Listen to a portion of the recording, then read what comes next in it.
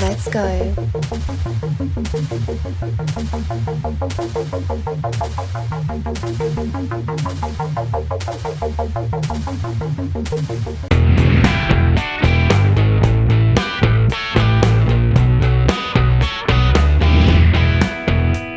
Good morning, Wrestling Inc. and Ringside Wrestling. It is me, Nick Hausman, the managing editor of Wrestling Inc., back here for another Friday video version of the WINCLY, and I'm joined here as I am every Friday by the man up top, the owner, the proprietor, the executive editor of Wrestling Inc., Raj Giri. Raj, welcome back to the WINCLY. Yeah, it's great to be here as always with you, Nick. Yeah, well, you know, it's like there's the house that AJ Styles built, and then there's the house that Raj Giri built, which is the one we were getting to be a part of. No, that's well, it's true. Well, we are glad you guys are here today in the house, right? We're going to have a house party here. We're going to talk all kinds of pro wrestling news. But later on in the show, we're going to have a special interview from out in the field. Another one from WrestleCon 2019 is our field correspondent, Andy Malnoske. Got to chat with WWE Hall of Famer Koko B Ware is going to be in the house here today, Raj. WWE Hall of Famer, the Birdman. Oh, he doesn't love Koko B Ware. Big deal. And you know what? If you are watching the show right now, of course, remember this is the Ringside Wrestling app. We're here every Friday, 2 p.m., bringing you all the news, all the interviews. It is a free-to-download app, the Ringside Wrestling app. You get original programming Monday through Friday, 7:30 p.m. Eastern. Go check it out. Lots of great talent, including our favorite, Josh Matthews from Impact Wrestling. Absolutely. Yeah, go download and you can catch us every week and all these other great shows. Mm-hmm. I need to get some more hairspray so I can get the Josh Matthews look. Yeah, I'm trying. It's not quite there yet. I'm not fashionable enough. Well, let's talk about what is fashionable right now. What is in fashion? We got our top 5 stories of the week, and we're going to kick it off here. Top story of the week.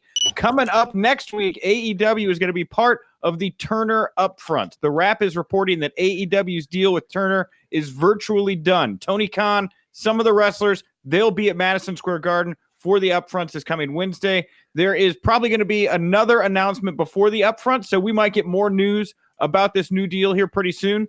There are no financial details that will be released because AEW is a private company. But this is coupled with the recent news they'll be on in the UK for ITV for Double or Nothing. So we're getting our details. What do you make of them? I mean, how huge is this fall going to be in winter with between AEW, WWE going to Fox, the XFL, and the ramifications that's going to have on pro wrestling? I mean, it's going to be insane. We're kind of in the calm before the storm. AEW, yeah, the Wrap reporting, it's kind of what was known from a month ago. The front row Bryan, who goes by Fight Oracle now, his original Twitter account was suspended. He's broken a lot of MMA stories in the past. He had first reported that Turner would be presenting AEW at their upfronts, in May, and which is next week. So, yeah, the Wrap confirmed that, said the deal is pretty much done. It's virtually done, is the word that Tony Maglio of the Wrap used. Yeah. And they're going to be there on Wednesday at Madison Square Garden in New York City. It's expected that the announcement will come earlier that day, and then that will be, how press conferences work. So the official news comes earlier, and then they, discuss it at the press conference. So a huge deal. Yeah. I mean, you just can't discount it. So, I mean, you can't discount how big of a deal it is. It's rumored, the Wrap says it'll be on TNT, not TBS, which is interesting because the Fight at Oracle front row Bryan had reported that they were looking at Tuesday nights. Now, obviously during basketball season, they got the playoffs basketball on Tuesday nights. So whether they stick with that or if it's going to be on Wednesdays, which has been rumored, Wednesday seems like a better night. I'm sure all that will be announced, but Tuesday or Wednesdays on TNT is what it looks like. Jim Ross had said last month in an interview that'll be live every week, 2 hours. So, I mean, we got all the major details pretty much. Tuesday or Wednesday on TNT, live 2-hour show. Yeah, pretty much. Got to see the ink dry here. I want to see all the details myself to digest it fully. But, just even looking at this on the surface here, how cool that these guys are going to walk into Madison Square Garden, a show. A lot of people said the ROH New Japan G1 Supercard really sold out with people thinking these guys would be attached to it, right? That show still went off, very well. But here they are walking into MSG to make this AEW announcement. I mean, how does Vince McMahon feel about this, right? I mean, what is happening to his precious Madison Square Garden, you know? Yeah, and WWE will be running MSG in September, days before the AAA event at MSG. You almost got to wonder if this means we could be seeing an AEW event in Madison Square Garden. I mean, haven't heard anything about it, but just they're obviously wanting to go big. And how much bigger do you go if you had your first show from MSG? So yeah, we'll see. I mean, this is again gigantic deal. Obviously, it's going to put a lot of pressure to perform as well. TNT, they average about 1.3 million in prime time, 1.3 million viewers. SmackDown is at around like 1.8, 1.9. Raw's 2.1, 2.2. So they're going to have to be coming not far from WWE numbers pretty quickly, but they've got a lot of buzz. There's so many unknowns. It's getting easier to get closer to WWE ratings, if they keep physically lowering that bar every week, which has been the trend up until this past week. We saw a little bump this week, but let's talk a little bit here. Yeah, the pressure is on. Topic number 2, AEW getting their broadcast deal out there. That's the first story. How is WWE responding? Vince McMahon's wild card rule, right? Because after 4 weeks of the superstar shakeup, Vince McMahon announced that you can now have 4 wrestlers float between each show each week. We saw Roman, Daniel Bryan, Lars Sullivan, Elias, and Shane on Raw. The backstory here, I guess, is that Vince really wanted to keep separate brands, but because the ratings have been down, there's pressure on him. Fox wants Raw and SmackDown storylines on their show. Over on USA, they want big names. That's why they were like, why did you take Roman Reigns off of this show? Right? Why did you send him over to SmackDown? And, with this wild card rule too, now you're going to get live shows where they're going to announce matches, right? They're going to start advertising bouts. And because the, nature of how guys are moving around right now and women, moving around, you could get some false advertising coming out of this too, which we've already started to see, Well, I've got to say, I wonder if there's been a single WWE live event in recent memory where they've stuck with the announced card, where, when the arena releases advertising. But a lot of kids go for a Roman Reigns, and for him to not be at the show when advertised, that gets to be a big deal. And that could, come back to haunt him. Roman Reigns is already advertised for SmackDown on, I believe it's Raw on June 17th, that Monday Night Raw, and Elias as well. Yeah. So they're already throwing SmackDown guys and advertising them for Raw. So they're trying to boost those numbers. It's putting, in my opinion, we'll have to see where they go with it. It seems like they're putting a Band-Aid on a bullet wound. They're not addressing the real problems, which is long-term stories, larger-than-life characters we talk about every week. Yeah. And you're just hot-shotting, which it does add unpredictability to the show, which the shows have been lacking. But it's not the right kind either. You want to have long-term storylines, stuff that gets people invested to want to tune in every week, as opposed to who's going to show up this week. Yeah, exactly. Right. It should be less about the actual just people and more about the stories and what they're engaged in. It's one thing to have Roman Reigns there, but what's he doing, right? Who's the foe that's pushing Roman Reigns that you really want to see him defeat? So it's a little all over the place. I also think about this story, and I think about how now, with Vince having 2 masters to please, right? USA or NBC Universal and Fox, these people like kind of having creative influence on the product based off of how they feel about ratings or revenue or anything. We talk about how strung out the writing team sounds like they are, how frustrated they are, the turnover there and everything. This just sounds like it's going to get more and more erratic unless we can really find 2, 3 good, like you said, stories to keep people engaged, because now you're getting too many cooks in the kitchen trying to figure out why this pot of soup has gone bad, Yeah, I mean, just look at this week on TV. I mean, Money in the Bank is next week. It's a week from Sunday. And they hardly mentioned on SmackDown that AJ was wrestling Seth Rollins. They didn't even make it a big deal that AJ could become a 2-time champion that night, that he could win the WWE Championship and go on to win the Universal title, making history. That should have been the theme throughout the show. Like, AJ can make history. Kofi, he's got a title defense coming up and losing it, and what the ramifications are. And Kevin Owens talking about the possibility of AJ or Sammy winning that title. But it was just kind of, they mentioned it in the opening segment, and then they have the match at the end. Again, the storytelling is just lacking, and that's something they really need to work on, because they are going to get a lot of new viewers when they move to Fox. It's available in a lot more homes, about 30% more. They're going to lose viewers by moving to Friday night. In the past, when SmackDown moved to Friday night, it was like a 15 to 20% drop. Yeah. So it's still up.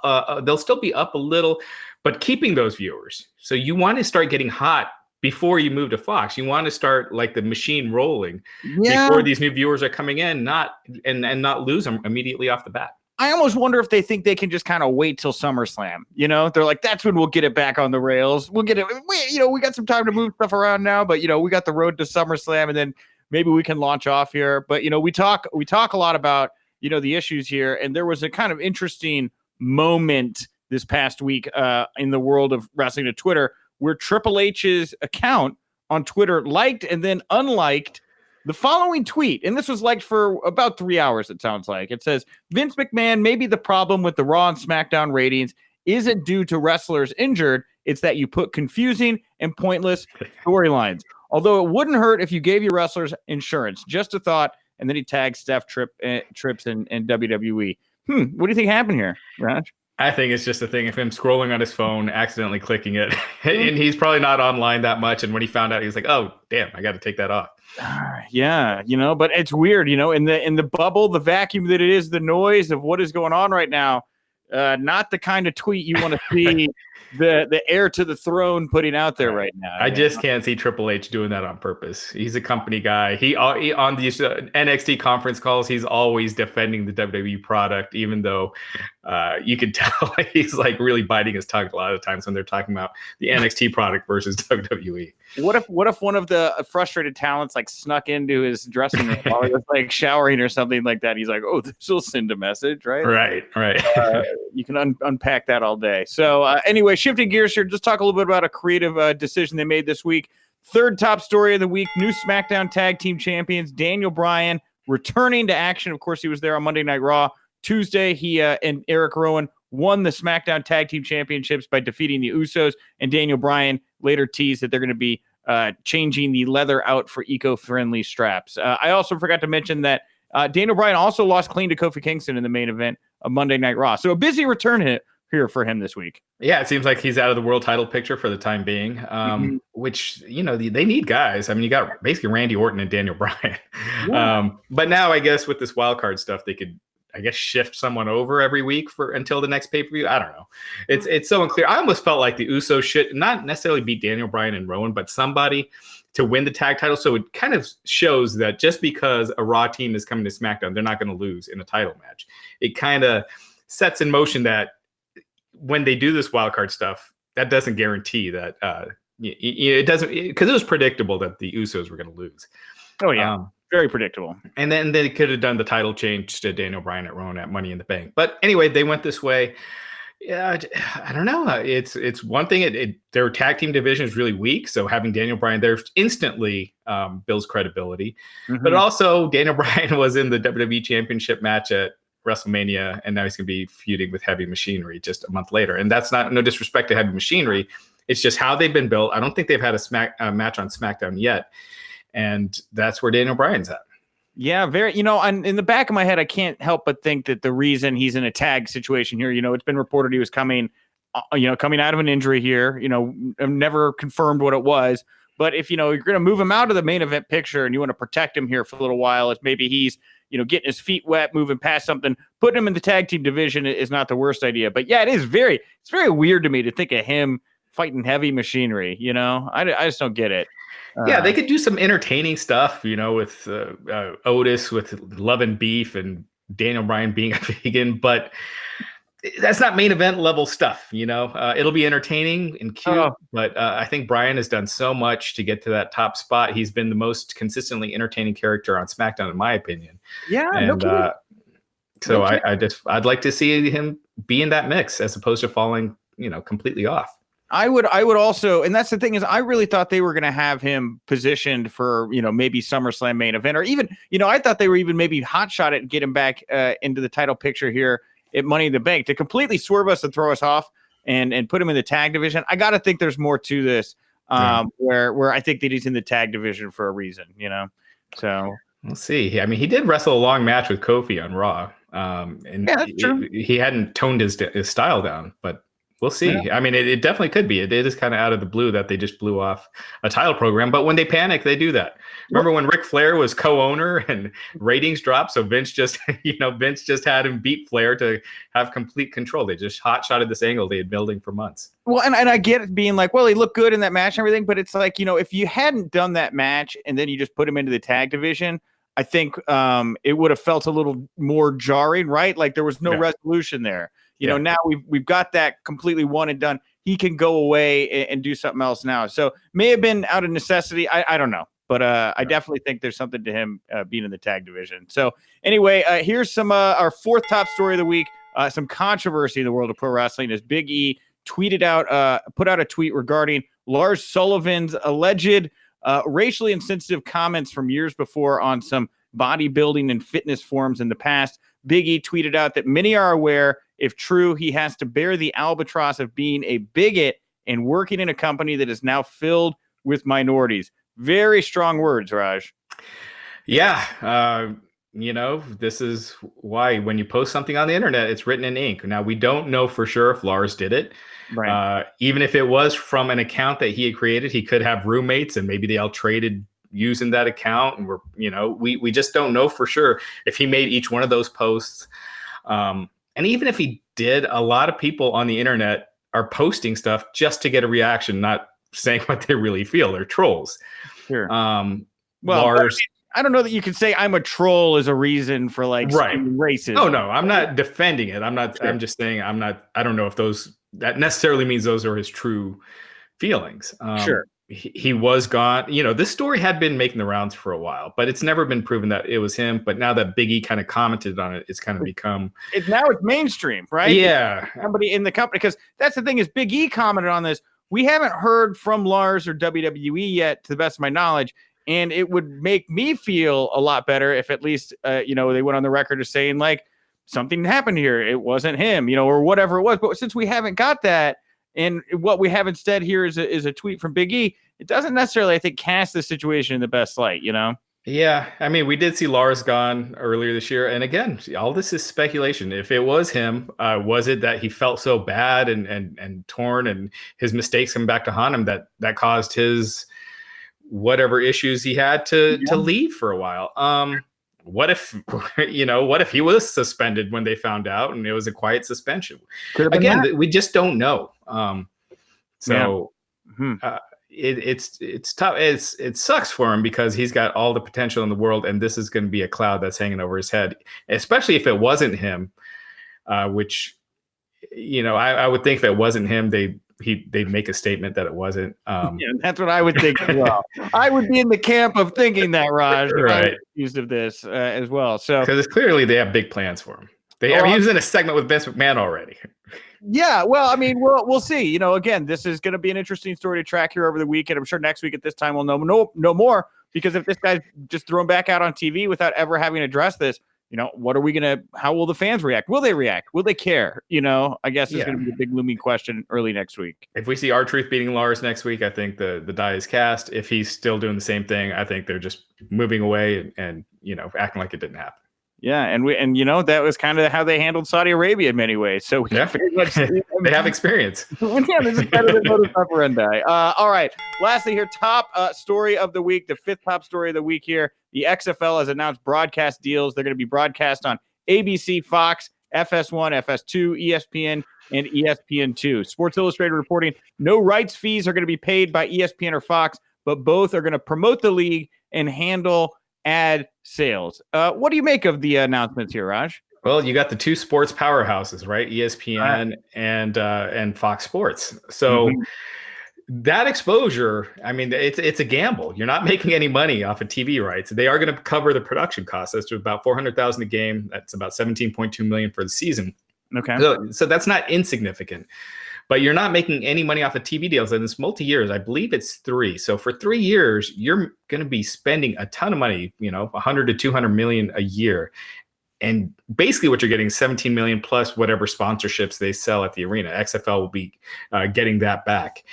It's not much. So they're going to be incurring heavy losses, guaranteed off the bat, even if they are a rating success. Now, after those 3 years, if they are a hit, I mean, they'll probably just get huge rights fees. So that's the gamble. Will it be enough of the success to pay off at the end? How much do you think that they could realistically make on like the merchandising end? Because that seemed to be the most successful part of the last iteration of XFL was everybody wanted to go get that "He Hate Me" jersey and things like that. Yeah, you know what? I'd have to take let's table that for next week, and I'll crunch some numbers and just kind of see. Yeah, because it's interesting to hear the numbers you're throwing out, and then of course I start thinking like an independent pro wrestler, and I'm like, but wait, I've got shirts and enamel pins, right? You know? So yeah, I mean, it would be. I'll run some numbers and take a look. All right. Well, we'll get back to that next week, guys. That was our top 5 stories of the week to start us off. We're about to throw right now to an interview that our own Andy Malnoske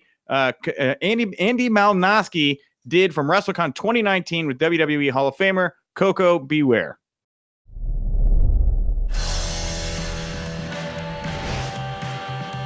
All right, legendary Koko B Ware here at WrestleCon, New York City, WrestlingInc.com. Coco, first off, great to meet you, and talk about this event. This is awesome. Man, it's always a pleasure to be at WrestleCon when they have these things all over the world and stuff like that. All the greatest fans comes out, and I am so overwhelmed with all the people that's here. I get to see a lot of my friends, wrestlers, and stuff like that. It's sort of like a family reunion to me, to us, just to be able to unite and see my favorite Sergeant Slaughter. Yeah, he's here too. Golly, the Rock and Roll Express, and and the list goes on and on and on, and it's a great feeling.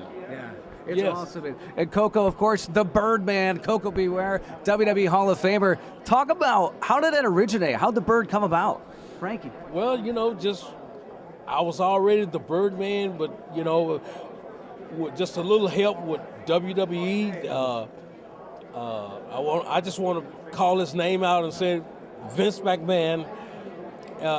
He the one gave me the okay to bring the bird in and stuff like that, and it went over well, and I'm so happy for the company that gave me the opportunity to share that gimmick of the Birdman with Frankie and all that stuff, so I can share it with all the fans all over the world, and it went popular. And I just want to thank the WWE for allowing me to have that opportunity.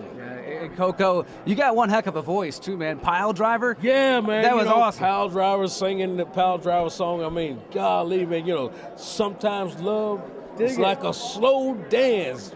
You can tiptoe around, but don't make a sound. But you can make a little silence romance. But sometimes love feels just right. It feels so good.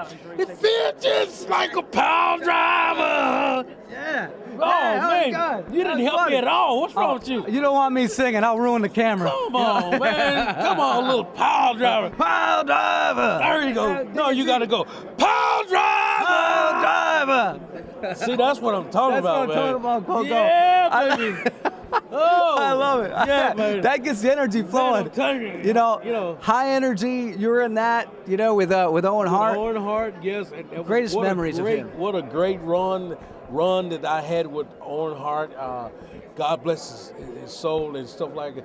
And to the Hart Foundation, to the Hart family, my love goes out to Brett and his dad, and mom, and sisters and brothers.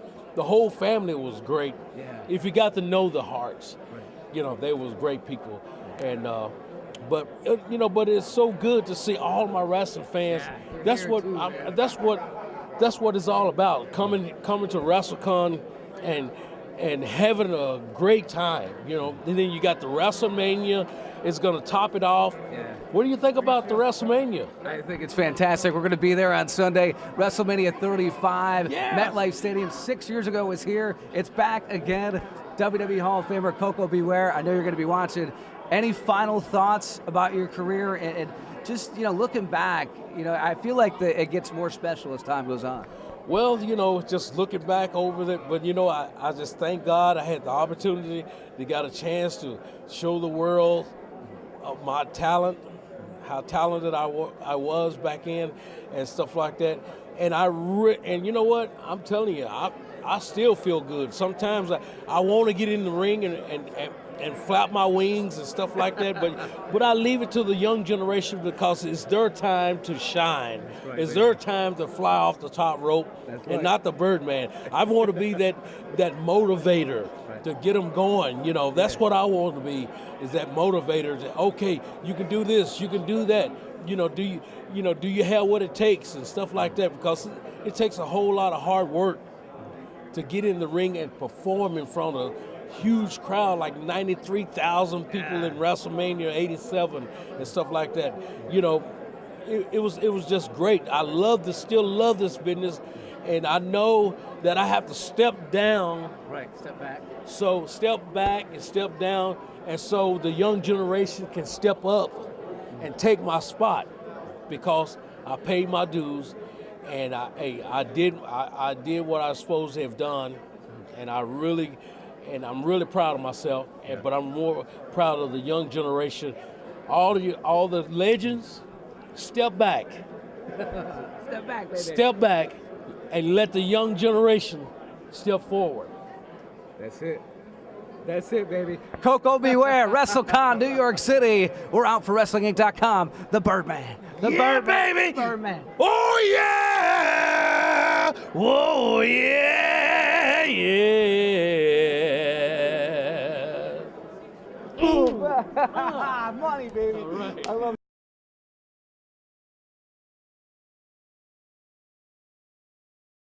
Thank you very much, Raj, for joining me at the top of the show. Thank you, Andy, for going out into the field, getting that interview with Koko B Ware. And thank you all very much for tuning in. If you are enjoying this show, if you like Wrestling Inc., if you like our podcast over on Wrestling Inc. Audio over on iTunes, if you like going and watching the shows over on our YouTube channel, you're going to want to come hang out with us. The Pro Wrestling Journalism Panel in Hootenanny is going down May 24th, 2 p.m. at the Starcast 2 at the Tuscany stage. It is going to be part of the podcast movement stage as well. I think it's both. And it's going to be happening just before the All-In weigh-in and press conference. So come on out, come see us, come talk to us, ask your questions. We're going to probably be giving away some prizes, playing some games. We're going to have a great time. And if you want a shirt to support the site, look, Raj and I today, we both wore our shirts. You can get both versions at prowrestlingtees.com/wrestling inc. It's just kismet that we did that, Raj. Yeah. This wasn't planned. No planning here, people. Of course, like I said, Wrestling Inc. Audio on all of our podcast platforms. Go get it. And if you want to support our friends here at Ringside Wrestling, go download the app absolutely for free. Follow them on Twitter at Ringside App and at Ringside Wrestling App over on Instagram. Raj, anything you want to plug, promote, put over here to wrap us up here today? We got some great interviews that Nick conducted with TJP talking about why it's better to have a NXT deal when you join the main roster, because you get your incidentals covered, like rental cars and hotels, while you're making the main roster payoff. But that obviously changes after a while. And some great stuff. Johnny Impact you talked to. Who are some of the other interviews you had? We got Barry Horowitz coming up. Barry Horowitz was great.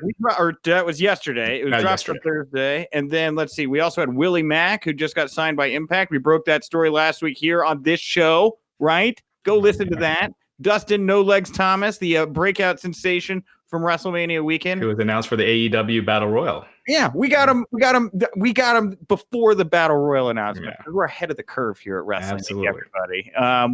Thank you all very much. Yeah, next week, big interviews next week as well. Taya Valkyrie, Sami Callihan, MVP, Mance Warner, everybody. DDP. DDP. You're right. I talked to DDP yesterday. That'll run next week. Obviously, a lot of stuff moving and shaking here, guys. Thank you for being a part of it. I am Wink Rebel over on Twitter. And remember, if you winked, you didn't miss it.